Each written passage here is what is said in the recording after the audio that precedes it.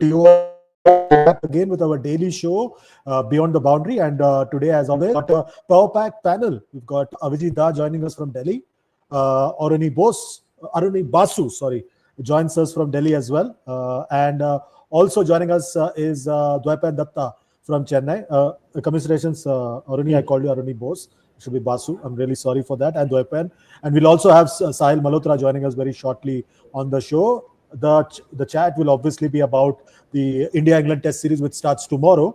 In fact, this time tomorrow we'll be having the lunchtime show as well. First up, Avijit Da, how do you see this five-match Test series? Start of a new era, transition, new captain, everything's new. How do you see this Test series? I want to be optimistic, but I cannot be optimistic because transitions are inevitably painful, but there is some gain in that pain. If that happens, then it will be a good series. Uh, uh, our batting is unsettled, so the problem is there. The bowling is Bumrah dependent, so we know that that is there. Overall, it's a learning curve series. That's my view. Orani, how do you see this series? We've had a change at the top for India. We've had retirements galore, the distractions galore on the Indian side. On the English side, we've got a number of injuries that they've had to deal with. How do you see this whole thing panning out? Chandresh, if ever India had to carry out a transition on a big tour, on a marquee tour, uh, these circumstances are the ideal ones, I feel, because English cricket is not probably not in its pink of its health. They're struggling with their own setup. They're still figuring out their brand of cricket. I think they are confused in their senses, in their analysis. They've fired their two analysts as well. So they are a bit confused in how they want to approach or strategize this series. They have a new bowling attack, uh, and then the pitches. Pitches are, I think, they have flattened out remarkably over the last 10 years. So I see this is see at the outset, whenever you talk about an England tour, it's supposed to be a tough tour. But if you had to try out a young bunch on a marquee tour, so this is probably the best opportunity for Indian cricket to try out this youngsters on a marquee tour at this tour. So their chances of them succeeding has risen a little bit more, has grown up a little bit more than what it would have been, say, 4 5 years ago. So there are a little bit more chances of them succeeding. And if they come out of this series pretty well, then I think the transition will be a little less painful going forward. Dwepan, same question to you before we start moving to the other topics. How do you see this series panning out? Because England have a gun batting lineup. They bat at breakneck speed in Test cricket. India's bowling is hanging by the thread, and it's hanging by the fact that Jasprit Bumrah fires. How do you see the whole thing panning out as a result? Tight series, of course. It's a very tight series, and but having said that, what I feel is, or the reports coming out of England, at least in the first test, that they will leave a lot of grass. So, if they do that, so there is life for the bowlers. So, in a situation like that, it's kind of the Indian bowlers come into their own, and there is a chance. Like I do not think it is as bleak as we think it is, but yeah, uh, if it's a battle of the two batting lineups, then on paper, yes, England batting lineup is ahead, far ahead. But having said that, the Indian bowling lineup is also better than England by all counts. Like if India even chooses to play two spinners going forward somewhere, they have better spinners. Their bowling attack is far ahead, better than England's. So let's see. And the two players that have retired didn't do anything spectacular in any of the series of late. So I don't think we are missing much. That's the point, Avijit. Even Ben Stokes spoke today in the pre-match press conference about Virat not being there. All the focus is about Virat because the previous few tours have been about Virat because the last time India toured 2018, Virat was the captain. Uh, we had a lot of talk uh, about aggression and everything, but the fact is India did not win the series. 2018, he scored a lot of runs. India did not win the series. 2021, they had a golden opportunity to win the series, but they were scared or spooked by COVID and they missed out on winning the series in 2021, even though they had the ascendancy. So the fact is, the big boys did not really perform. So in that sense, is it good that the focuses will be away from them for now? Look, the absence of Virat brings down the glamour value of the series. It does not bring down the quality of the Indian batting lineup based on his batting performance in tests, especially away in the past 3 4 years. Even Rohit in England would have been, you know, more of a liability than an asset for the team. These players will be missed for their leadership, for their presence on the field, rather than their performance with the bat. I feel uh, our batting lineup is not a strong enough batting lineup. Probably it is the weakest batting lineup to travel to England in the last 30 years, maybe even more. It is an unproven batting lineup. It's a batting lineup that has not really performed whenever the opportunities has arisen, when the ball has moved sideways. It is not who is bowling in England, but what our batsmen's capability that will be questioned. The England bowlers, they may not be having Anderson or a Broad in their lineup, but they are all good bowlers, familiar with the conditions, and there's a certain standard of English bowling which does not come down below that. Players like Vokes, Bryden Cars, they also have a certain quality. So I feel we are uh, we are not we are in a difficult wicket, and that is not just metaphorically, but in real terms in Leeds, where if the grass is there, it will be an interesting match to see. For me, the series is lost, but the gains will be on the players, how they perform, because this is the future of Indian cricket. Already the focus now shifts to the captain, Shubman Gill. He has a terrible record away from home, especially in Sena countries. I was just looking 11 test matches. He has an average of about 28. And before the series, we already had Mr. Bumrah commenting that I was offered the captaincy, but I said we cannot be captain. So in a way, he's sort of hinted to the captain that I've done you a favor by letting you be the captain. Yeah, see, when it comes to Shubman at this moment, these are very confident young boys. Uh, they don't get phased by a lot of things when the seniors speak. They have, I won't say they have complete utter disregard for the legends there in Indian cricket, but they are not overawed by whatever is being said. That's true to a certain extent. But yes, for Shubman at this moment, if you're talking about his Sena country performances, uh, I will want to focus on the positive side that he needed assurances. What I felt was that he was getting dropped in the middle of a series. He was dropped from the Brisbane Test, so he needed a lot more of reassurance from the team management, and this is the best way to give him that assurance that you are playing 5 test matches here. So that can lift some of the pressure off his shoulders. And going forward, that he's come down to batting at number 4. That will help. That uh, he has all his life he wanted to bat as an opener. He was very rigid even when he was playing for India A. Rahul Dravid tried to push him down. His one of his best India A innings came at number 5 when he scored a double hundred in West Indies. But he was always a reluctant middle order batsman. But the fact is that his game, if you see the vulnerabilities in his batting, uh, does not give him as much time up the order. Maybe coming down the order, he will get more time to settle down. The ball may be I'm hoping the openers and the number three will play out enough overs for the ball to get a bit old for him.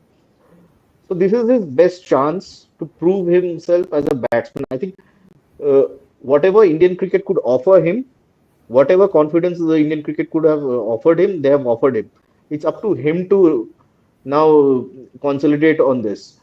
And as far as his captaincy goes, I think he's very clear. All of them, see, all of them have, whenever they start these careers and they're into their IPL teams, they always know they're always 3, 4 series away from being in contention of India captaincy once these big names are gone. So they train their minds that way. That's the reality of Indian cricket now. All of them are vying for captaincy. In their heads, they're thinking like captains.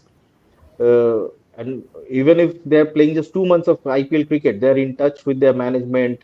They're talking what they want in the next season, what kind of cricket they want to play, the pitches and everything. So I think on that count, he should be ready mentally. But to lead a side in a 5-day game, maybe when a couple of sessions don't go your way, that's that's when you want to check how he's reacting on the field. Is he proactive? Is he just going with the motion like MS Dhoni would, or he's trying too hard, or is he trying to make changes too quickly? So that's the thing that he has to work out. I think that will take a couple of test matches. And if Bumrah plays in the first test match, should be playing in the first match, and we don't know about the second test match. But if Bumrah plays the first two test matches, then it should ease out ease Gill into this job, I think. So once Bumrah is sure, what's the good thing here is that Bumrah is sure that he does not want the captaincy now. He just wants to be this mentor kind of thing, person in this team. Like I would say, Bumrah is now more in that Sachin Tendulkar mold without captaincy. What Tendulkar would be. He's the biggest cricketer, biggest brand on the field now. So people would be listening to Bumrah at this point of time. So everything's going for Shubman, but it's for him to now repay Indian cricket with his runs now. Just one point, Do- Arani. Uh, uh, yeah, uh, Gill's England batting average, I think, is 15. If he bats yeah, well, then probably it will help his captaincy. yeah. Yeah, Just on that point, Dwaipa, um, I was just sort of reminded that 35 years ago, a similar 26-year-old man, unsure of his place in the Test 11. I'm talking about Mohammad Azharuddin. He had a terrible West Indies tour where his captain criticized him for putting up his bat like a periscope against the fast bowlers. In Pakistan, that followed that very year where Tendulkar made his debut. He played only because Raman Lamba was injured and because he was a better fielder than the others picked in that squad. And at the end of that series, he became India captain. Something similar has happened with Shubman Gill the previous tour. He was not played in two of the test matches. One he was injured, one he was dropped. We are unsure about him. Similar situation. Azhar ended up captaining India for close to 10 years. Do you see Gill also having a similar long run because we've had a precedence in the past with Mohammad Azharuddin? The 1990 situation was slightly different, Chandesh, because never before or after the pitches have been that flat as it was during the 1990 series. No, I'm just Azhar, saying specifically huh, about Azhar, hmm. the longevity of his captaincy, not about that 1990 tour. See, longevity of a captaincy depends on a lot of things. Azhar got a phase between 92 to 96, 97 where India was playing everything at home. And so that helped a lot. So there are a lot of issues. It is much different now, where the home series and the away series keeps happening, like you play one here, one you play another there. And things, this opinion changes very fast. So it is difficult to say whether it can be that Mohammad Azharuddin situation as it was in 1990.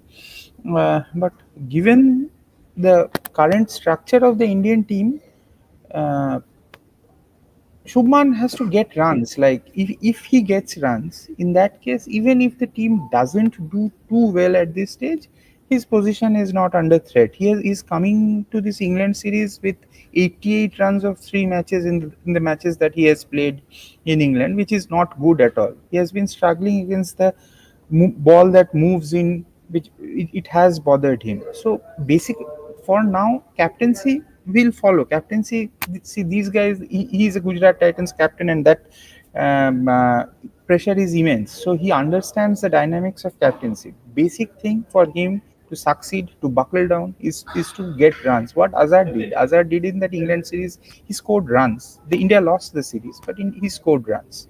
So everything hinges on the things that are central to his future as an Indian captain, the amount of runs that he is going to get in the next 6 months. Abhijit, the other big question is who's going to bat at number three? We've had the number three blocked for about 25 years, first with Dravid and then with Pujara.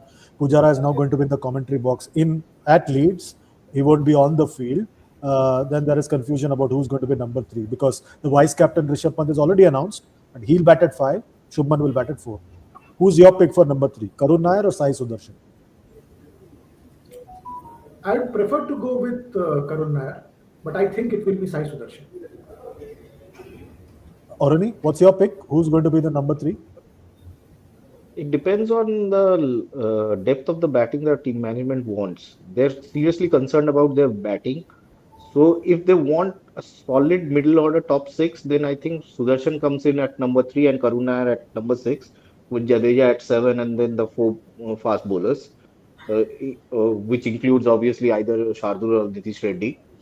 But I think the selectors and the team management is being very concerned about the depth in the batting, the strength of the batting. If you see, they have crossed, they could only cross 300 twice in the Australia tour. One was at Perth second innings and one in at MCG when Nitish Reddy got that 100. They have not even come close to getting to 300 even on Indian tracks. So that is a big concern for them. So they are trying to fix that. Top six should not have someone with bits and pieces abilities. There's this temptation when Jadeja, there was this temptation when Jadeja was played at number six. So they don't want to fall into that trap again to mark Jadeja as the top six batsman. Jadeja utility really comes at number seven. His best innings have come at number seven abroad. If we remember the last Edgbaston test when Rishabh Pant and Ravindra Jadeja counter attack, it came when Jadeja was at number seven. So I think if they are sure in their mind that we want a proper top six, I think then Sai comes in at number three and or Karun at six. But I that's the call that Gautam Gambhir has this penchant for bits and pieces players who can do this and that, can have the utility players. He has that kind of penchant for that kind of players. So that's the call they will take. I think that's where they're stuck.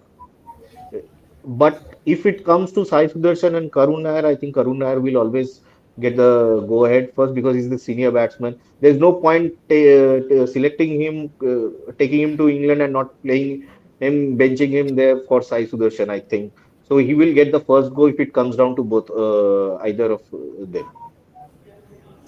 You see, already was being very careful. First, he started off calling bits and pieces, then he said utility, and then he used Jadeja in the same sentence. Very careful.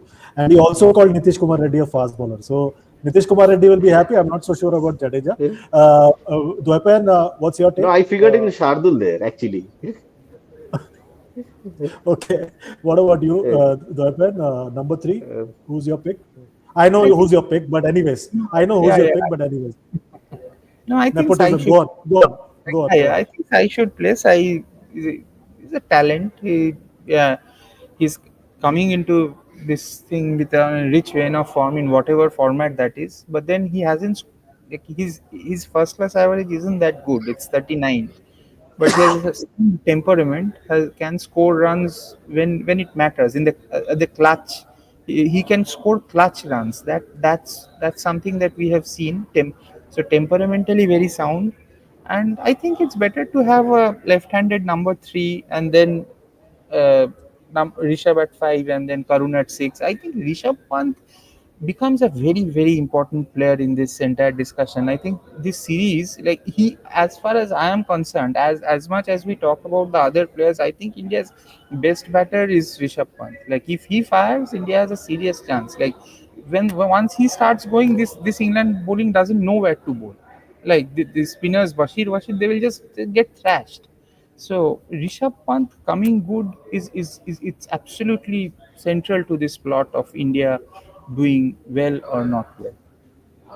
Avijita, now shifting focus to bowling. I know Dwaipan has already said that India's bowling is much better, but I have a pet peeve for India when they are playing abroad.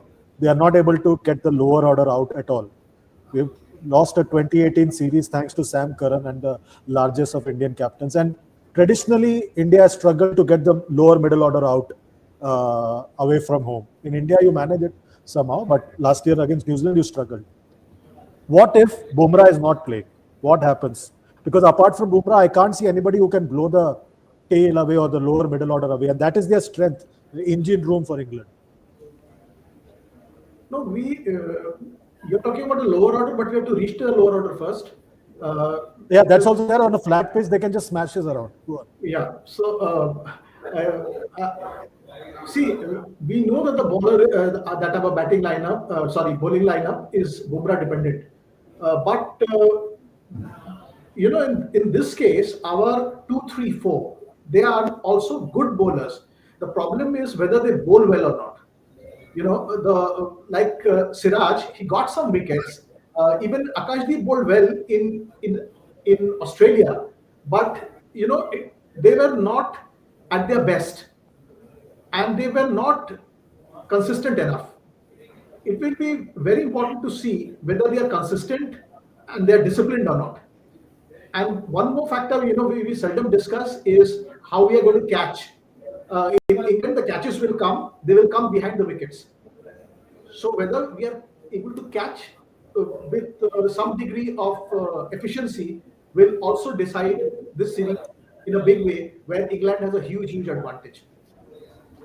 Orani, does India have the bowling? I know Dwaipan has already praised the bowling, but the problem for India on previous England tours and in Australia, in New Zealand, in South Africa has been the fact that you get the top six out, you're not able to get the middle and lower order out, and that proves to be the difference in the end. We saw Sam Curran in 2018, 2021, this tour series as well. You've got Ben Stokes, Jamie Smith, and Chris Wokes. The top order is going to blast their way out.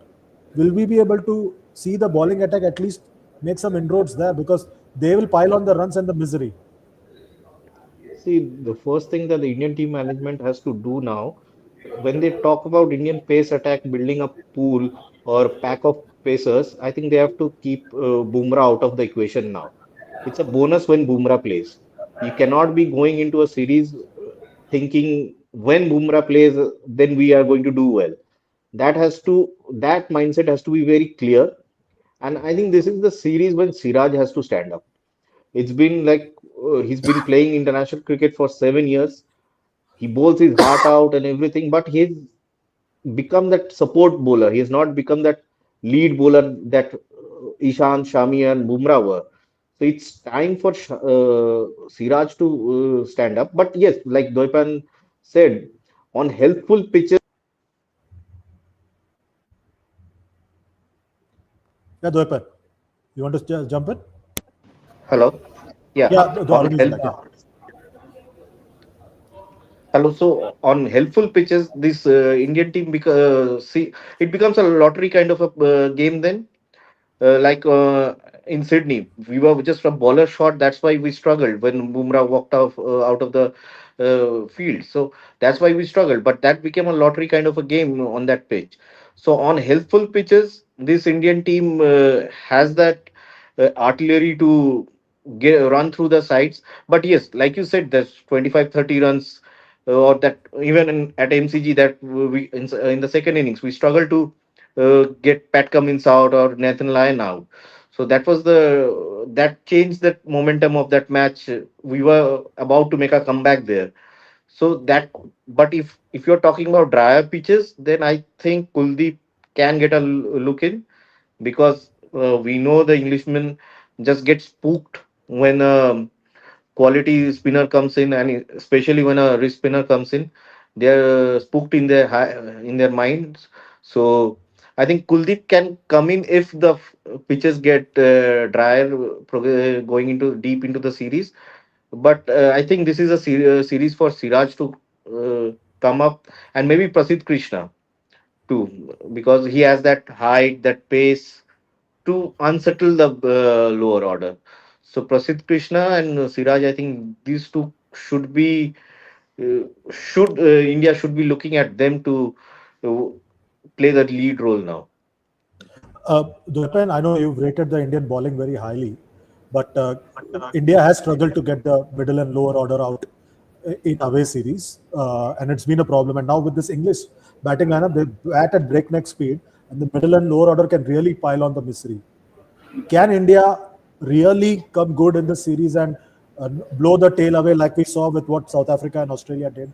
South Africa not so much in the second innings, but in the first innings, both South Africa and Australia did. They didn't let the tail wag at all.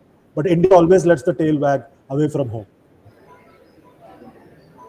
Yes and no, Chandresh. Like in the India-Australia series, yes, the Melbourne match got out of our hands because of the way the Australian tail wagged. Though there were a couple of very crucial dropped catches, like the Yashasvi Jaiswal's drop of Marnus Labuschagne in the fourth test, third innings was incredibly important. Like we have probably forgotten that piece of cricket, but that was very important. Having said that. See, in Sydney, let's go back to that Sydney Test match. India scored 170. They got Australia all out for 170. I think they were about 2 or 5 runs lead or something like that. India got 180 and then got 5 or 6 out and then could not finally manage it because that guy Dew Webster stuck in. So Indian bowling at one level is sorted, and on when Bumrah is bowling, there is England will be under pressure. And if India uses spinners, like uses Kuldeep slightly judiciously, like if they should try to play him maybe in 2 or 3 test matches. I remember a test match I covered in Southampton in 2018. On the eve of the test match, the entire talk was about who will be how many pacers India is going to play, and we happened to meet Shane Warne on that day. And the first thing he said is Kuldeep Yadav playing? So we said he has already gone back, and he was like, "What are you saying? How can India not play Kuldeep Yadav in Southampton?" Like they should Kuldeep should be playing in all test matches. That is India's strength. So a good quality wrist spinner, India should probably they will not in the first test match, but going forward they should try using him. I think that is where India's strength is, and let's see. India's bowling is not as bad as we are making it out to, right? Making it out to be. This Siraj, they're good bowlers. They're good bowlers. England is nothing great. But will England they be able to batting. get the tail out? But will they be able to get the tail out? Siraj, If they can get the top order out, they will get the tail out. But the top order is the cheaply? problem part. No, no, they will eventually get them out, but will they be able to get them out Huh. cheaply? Yes, 70 last 4 wickets you have to give 75 to 100 runs. In India also, Nitish Reddy scored with Akashdeep 100 runs. So those things happen. With Hazelwood and Stark, Nitish Reddy and Akashdeep scored 100 runs. So those things happen. It's part and parcel of the game. Okay, one final round to all three of you. Starting with you, Abhijit Da. Your series prediction? Are you accounting for rain? Uh, it's your choice. It's your pick. It's your opinion. 3-0 England. 3-0 England. Orani? Uh, I would it it may get go to 2-2 or 3-1. Okay. In favor of whom? 3-1 in favor Oh, of whom? England. Okay. What about you, Dwapar? Uh, 4-1 England, maybe. Yeah. Okay. Okay. So the thing is that if India wins the first test match, we will not let Oruni go because that's a good omen. He can be here and be joining us every day during the series. But if India loses, then we can send him, saying that you bring good luck to India during the series. Okay. That's it for today on the show. Beyond the Boundary, we'll be joining you every day during the test series. All 5 test matches, all days. Hopefully, it goes the 5 days. All you have to do is like, share, and subscribe, and press the notification bell, and also comment to be part of the conversation. Thank you, Dwepan, Abhijit Da, and Orani for joining us. We'll be back again tomorrow at lunchtime. Till then, take very good care of yourselves. It's goodbye and God bless from all of us here.